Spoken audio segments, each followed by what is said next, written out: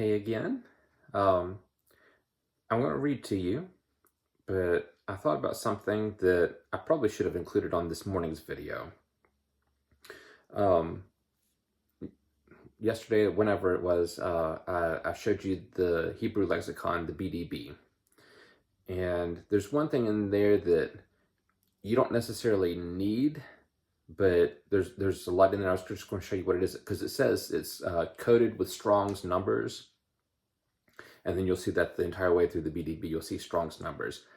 I don't know if you have any experience with this, so if you don't, I want to show you. So this is a big old book. It's Strong's Exhaustive Concordance of the Bible. So what this is, and it's actually for the King James Version. And I think it'll show up, yeah, you can see these different sections. So this is almost like a dictionary. You got the letters of the alphabet. I forget what that section is, but that's a Hebrew dictionary and a Greek dictionary. So starting out, you find whatever word in the Bible. Like if you're reading a part of the Bible and you look at, wow, if I can get my words out, you look at a word and you're like, I wonder how well that's translated or what the root word is. Like, you're wondering about that specific word. You look it up in here. And so let's get to it. Well, I guess this is okay. Will this show up? You kind of see at the top of the page, you got like a dictionary, like the range of words that's on the page. And then it'll show you like specific words, hurt or whatever. This is showing up mirror image for me in the camera, so I'm reading backwards. I think that says hurt. Or hurl. Yeah, hurl. There's hurt. Okay. And it shows you specific books of the Bible and verses that word is showing up. So you can verify that that's the word you're looking at. And then over here, you got these codes. And it's either going to start with an H for Hebrew or a G for Greek. And I think all the ones here are H. But you take one of these and you go, okay, this is hurt, H2250. So if you go all the way back here to Hebrew and go to H2250, give me just a second. And 24, 22, there we go. Let's see where it is on this page. I might be able to show you. 22. Oh, that's 23. Heck. 22.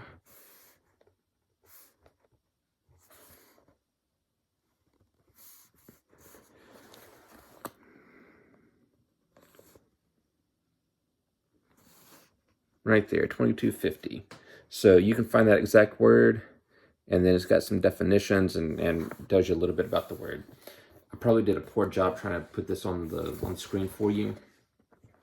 But that way you can find specific words you're reading in your English Bible, pull up either the Hebrew or the Greek, and look at how that was originally used. So anyway, it's a big old book.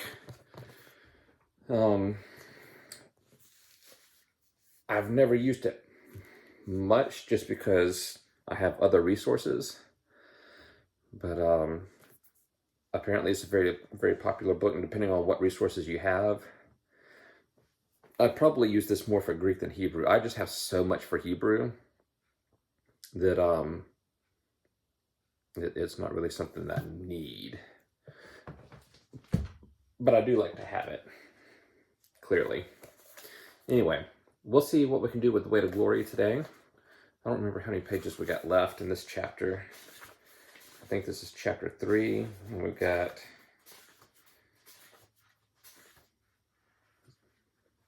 5 or 6 pages left, but that's front and back, so maybe 10 pages. We may not finish it today, and that's okay. But we'll get going. Let's see. I'm trying to remember. Oh yeah, we were talking about authority. So this part we stopped at. He said, I turn next to consider authority. Authority is either special or general, and again, either human or divine.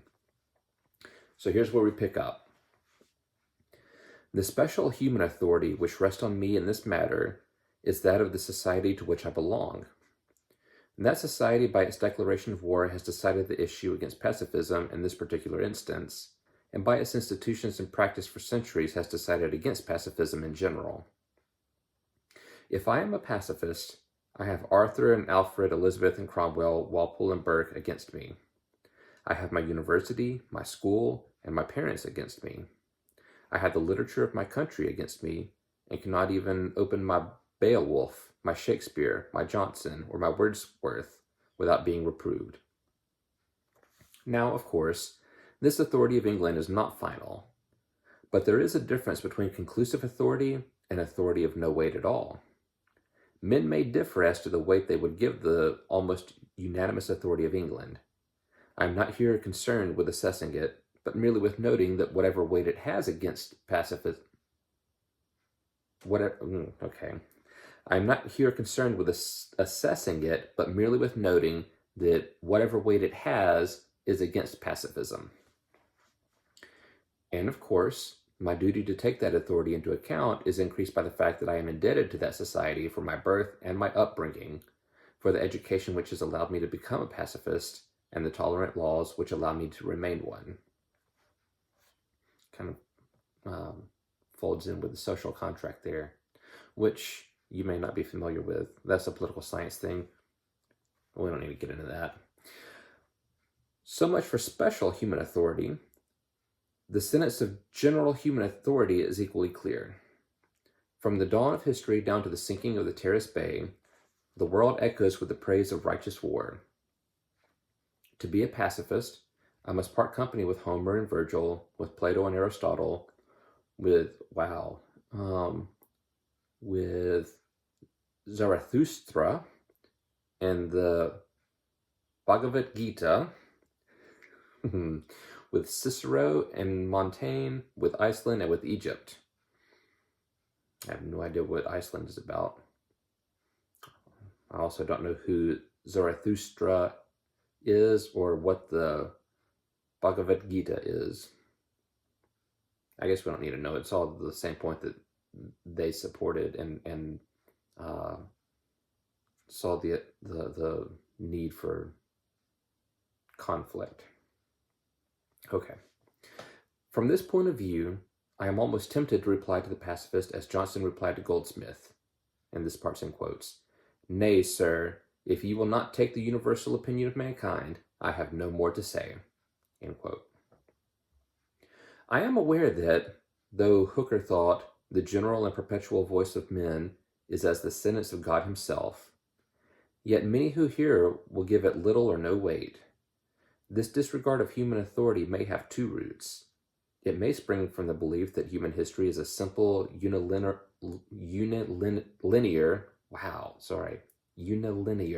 movement from worse to better, what is called a belief in progress, so that any given generation is always, in all respects, wiser than all previous generations. What's interesting about that to me is that anytime you want to talk about something that's more powerful or better or special or whatever, it's always, this old ancient secret. We always think the ancient thing is the better thing. Ancient medicine or martial arts, the ancient methods, the ancient secrets of, whatever martial arts. We don't think that our parents' generation was necessarily better than ours. Sometimes, but not necessarily everyone thinks that their parents' generation was better. But we always think that there's this ancient generation, they just had it all figured out. Had all the secrets, and for some reason the secrets have been lost. And we've always had this idea that, men were stronger and manlier men, and, women had all these traits, and we talk about the good old days and how things used to be, and it turns out that's been a theme across most of humanity, because if you read things like the Iliad or the Odyssey, that's from Greece, And that's what those books are about, is the good old days when men were men, and, so even thousands of years ago, or whenever that was written, they were still thinking that, many generations ago, back when, things were good. I got off topic, I'm sorry. Yeah, so he said it may spring from the belief that human history is a simple unilinear movement from worse to better, what is called a belief in progress, so that any given generation is always in all respects wiser than all previous generations. To those who believe thus, our ancestors are superseded, and there seems nothing improbable in the claim that the whole world was wrong until the day before yesterday, and now has suddenly become right. With such people, I confess I cannot argue, for I do not share their basic assumption.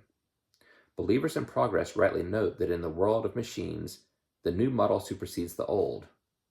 From this, they falsely infer a similar kind of supersession in such things as virtue and wisdom. But human authority may be discounted on a quite different ground. It may be held, at least by a Christian pacifist, that the human race is fallen and corrupt, so that even the consent of great and wise human teachers and great nations widely separated in time and place affords no clue whatsoever to the good. If this contention is being made, we must then turn to our next head, that of divine authority. I shall consider divine authority only in terms of Christianity. Of the other civilized religions, I believe that only one, Buddhism, is genuinely pacifist. And anyway, I'm not well enough informed about them to discuss them with profit. And when we turn to Christianity, we find pacifism based almost exclusively on certain of the sayings of our Lord himself. If those sayings do not establish the pacifist position, it is vain to try to base it on the general securus judicat. Maybe that's Latin. Let's find out quickly. And then we can, once we learn the meaning, we can say the sentence or read the sentence again. Google securus.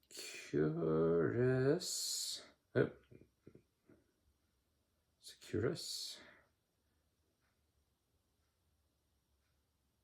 judicat. I was hoping that was just going to auto-populate, but it did not.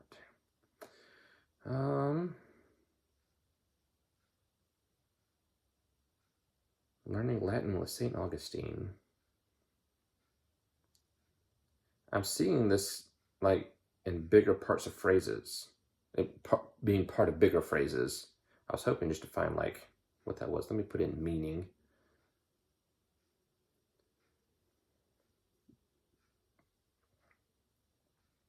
Well, four-word phrase.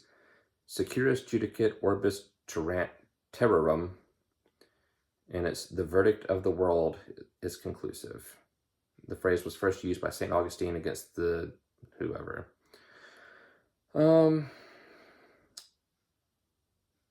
So, if those sayings do not establish the pacifist position, it is vain to try to base it on the general verdict.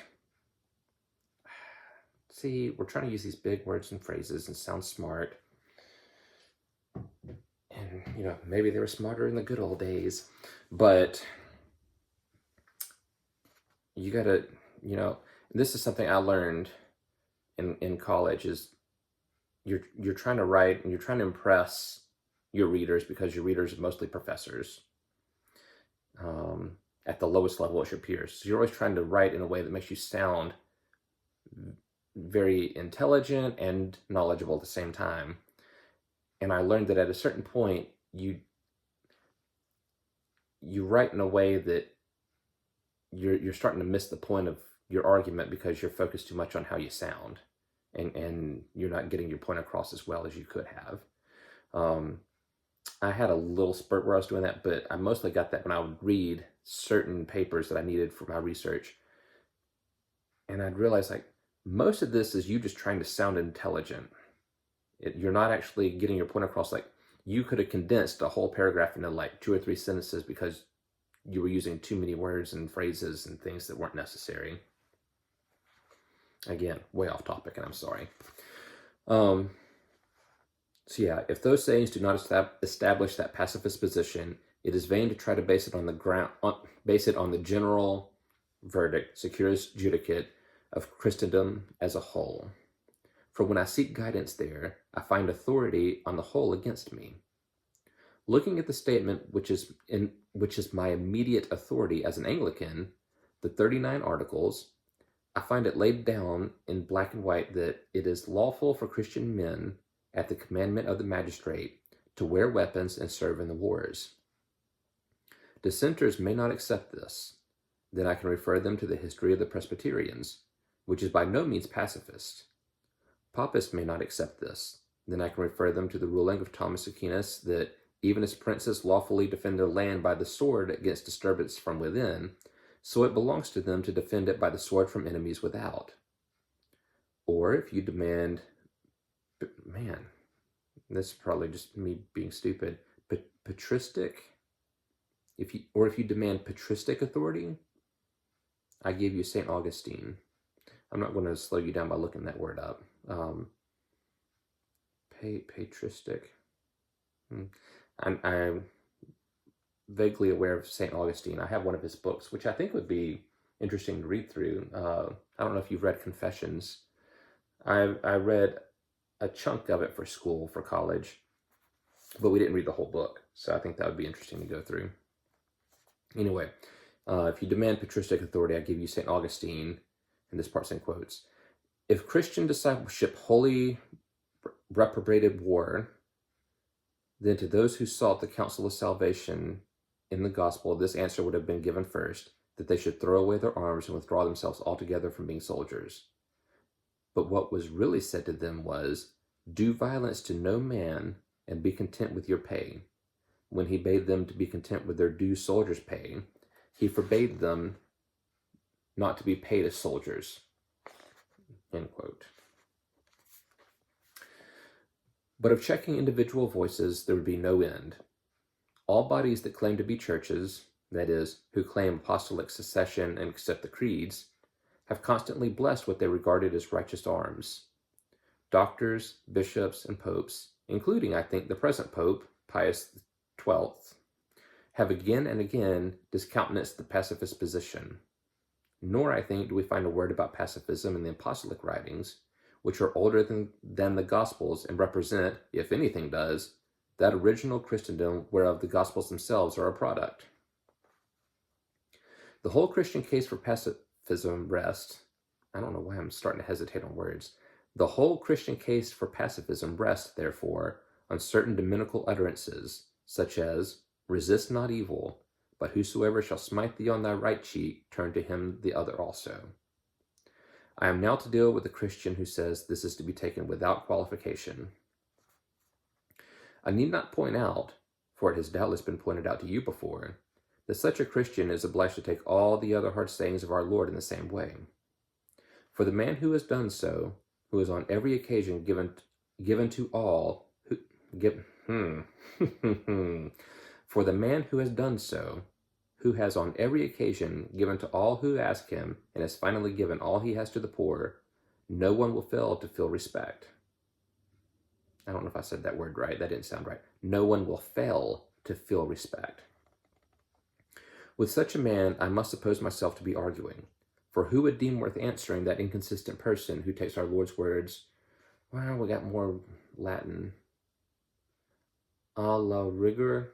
You might know what that is. I feel like I've heard that said before. Here we go again. So, I assume is without. La.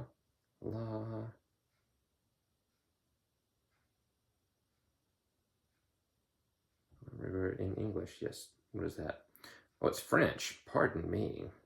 The French expression a la rigueur, or whatever it means, or even, if need be, in a pinch, possibly, is used when you're not certain how much of something is needed or when discussing possibilities. Well, if it's French, I'm definitely mispronouncing it, but so it's used when you're not certain how much of something is needed or when discussing possibilities. Okay, so let's try that sentence again now that We know what that means. Yeah, so we're talking about the man who gave everything to himself, gave everything to everyone else, has nothing left, and no one will fail to feel respect. With such a man, I must suppose myself to be arguing. For who would deem worth answering that inconsistent person who takes our Lord's words a la rigueur when they dispense him from a possible obligation, and takes them with latitude when they demand that he should become a pauper? There are three ways of taking the command to turn the other cheek. One is the pacifist interpretation. It means what it says and imposes a duty of non-resistance on all men in all circumstances. Another is the minimizing interpretation. It does not mean what it says, but is merely an orientally hyperbolic way of saying that you should put up with a lot and be placable. Is that how you say that word? Placable? To placate? Placable, I guess. Both you and I agree in rejecting this view. The conflict is therefore between the pacifist interpretation. I like that he decided for us that we reject that view. Maybe the crowd he's talking to has already made that clear that they don't like that. But yeah, as a reader, I just got told what I reject and what I believe, or at least what I don't believe. Anyway, apparently we're moving on from the second point, because that's not. We don't think that Jesus saying turn the other cheek means just put up a lot and be placable. Okay. The conflict is therefore between the pacifist interpretation and a third one, which I am now going to propound. I think the text means exactly what it says, but with an understood reservation in favor of those obviously exceptional cases, which every hearer would naturally assume to be exceptions without being told.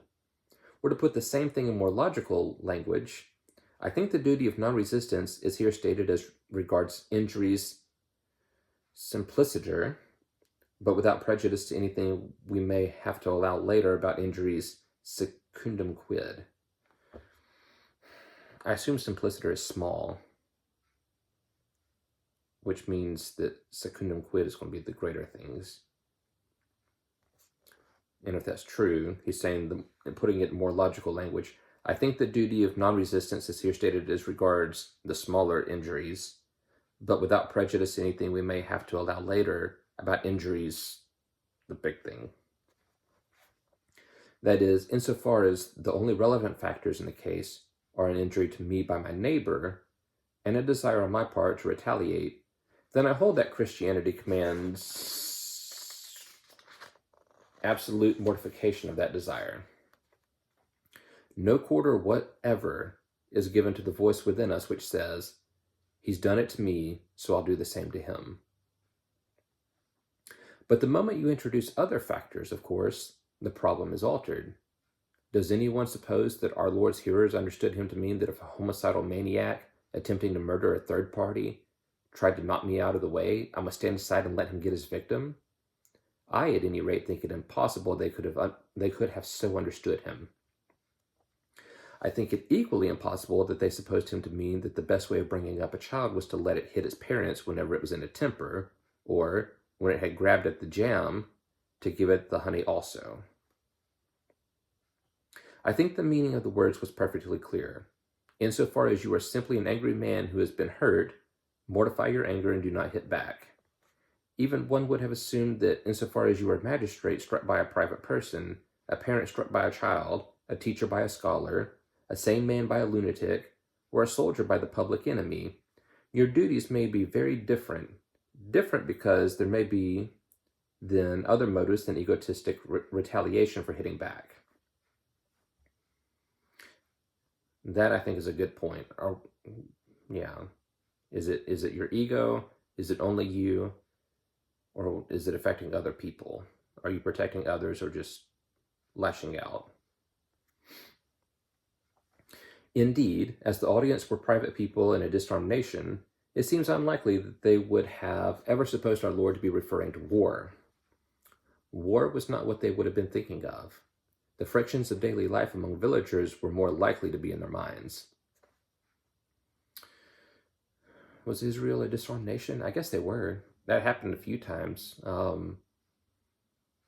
When other nations took them over, all the blacksmiths were put out of business. They had to go to other nations to get metalwork done. That way they didn't have anyone skilled enough that could turn their metal into weapons.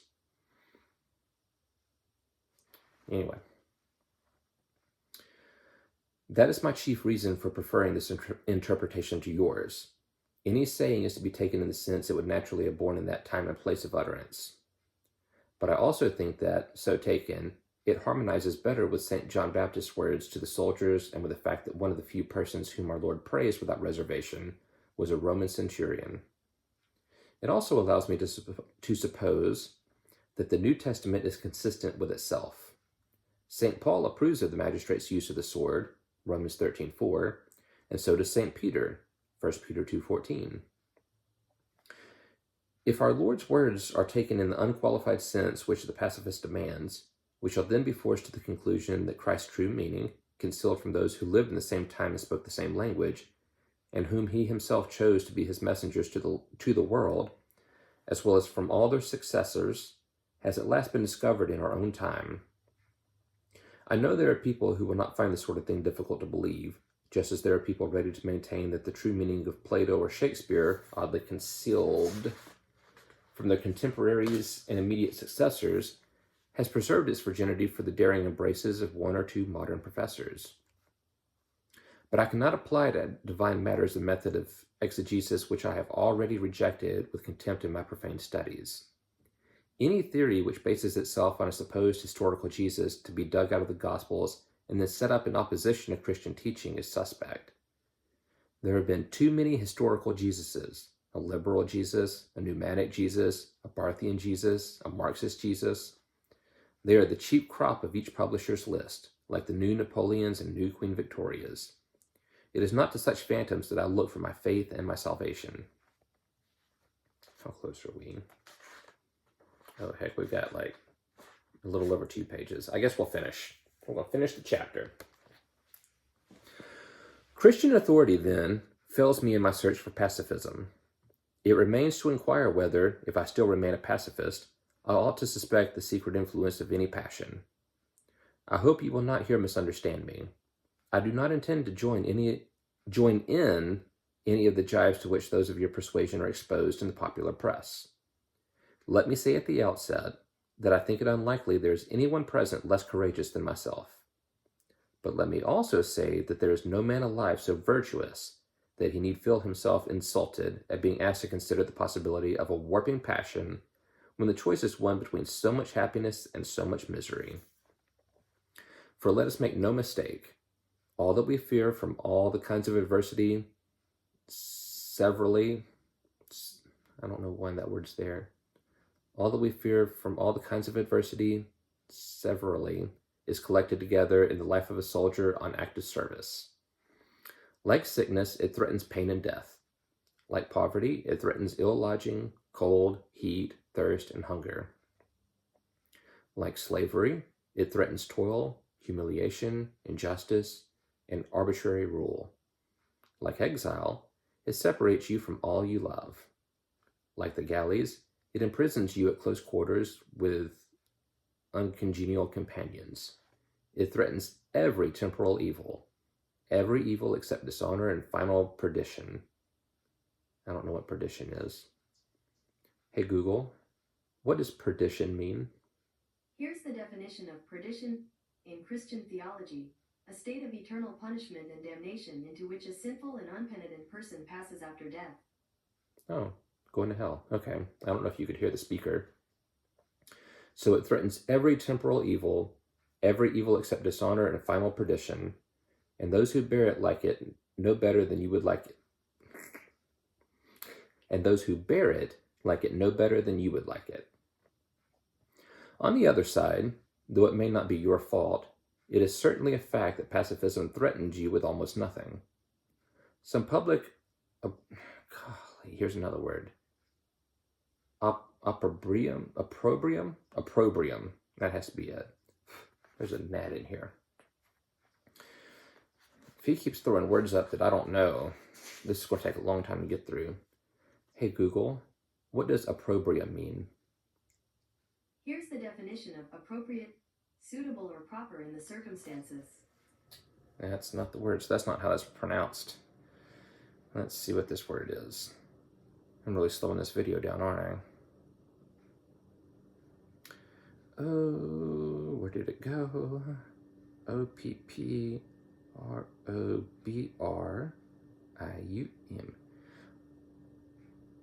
Harsh criticism or censor. Okay, so talking about the threats that a pacifist will receive, some public criticism. Boy, that would have been a lot easier word, right? Okay. So some public criticism, yes, from people whose opinion you discount and whose society you do not frequent, soon recompensed by the warm mutual approval which exists, inevitably, in any minority group.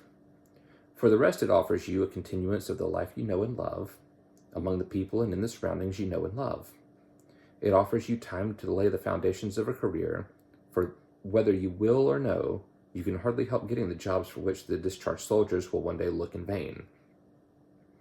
You do not even have to fear, as pacifists may have had to fear in the last war, that public opinion will punish you when the peace comes. For we have learned now that though the world is slow to forgive, it is quick to forget. This, then, is why I am not a pacifist. If I tried to become one, I should find a very doubtful factual basis, an obscure train of reasoning, a weight of authority both human and divine against me, and strong grounds for suspecting that my wishes had directed my decision. As I have said, moral decisions do not admit of mathematical certainty. It may be, after all, that pacifism is right, but it seems to me very long odds, longer odds than I would care to take with the voice of almost all humanity against me.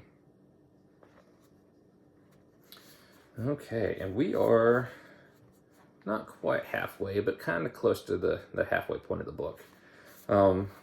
Let's hope we don't have so many hard words going forward, right? Anyway, I will talk to you later. Bye.